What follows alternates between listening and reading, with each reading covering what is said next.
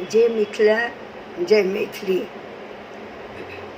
आइ बहुत प्रसन्नता भ रहल अछि आ अहाँ सब लग सेहो ई बात कहैत जे मिथिला मैथिली के लेल समर्पित आदरणीय श्री प्रदीप कुमार झा जी सौराठ मैट्रिमोनियल आरम्भ कर रहल छथि। ई जानि बहुत प्रसन्नता भेल, किया तऽ हमहूँ देखने छी जे देश विदेश में अपन मिथिला अपन मैथिल सब ठाम पसरल अछि, मुदा बेटा बेटी के ब्याह कारण बहुत परेशानी भऽ जाइत छै जे कोई ओतेक दूरी से ककरो से कोना संपर्क में एतै। तऽ एहि वास्ते ओ जे सौराठ मैट्रिमोनियल तैयार कर रहल छै, ई एकटा बहुत बड़का ई अछि, बहुत पैघ बात अछि। एतेक ओना तऽ सौराठ सभा के जे इतिहास अछि 700 वर्ष पुरान अछि आ लोक जानैत अछि एकरा खाली मैथिल ब्राह्मण के लऽ कऽ। एहि बेर प्रदीप जी एकरा मिथिलांचल में बसल सब जाति, कोनो ई नहीं जे ब्राह्मण रहैत, कायस्थ रहैत, राजपूत रहैत या जे भी वर्ण रहैत, सब वर्ण के वास्ते ई मैट्रिमोनियल तैयार भऽ रहल छै।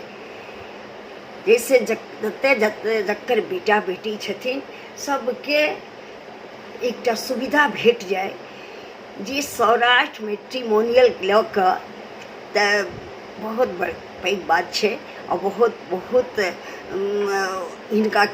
हिनकर आभारी बेटा तुल्य छथि हमर। हिनका बहुत आशीर्वाद जे मैथिली मिथिला लेल जे सब कुछ कर रहल छथि ओ एकटा बहुत पैघ शुभ संकेत अछि मिथिलांचल ले, मैथिली लेल।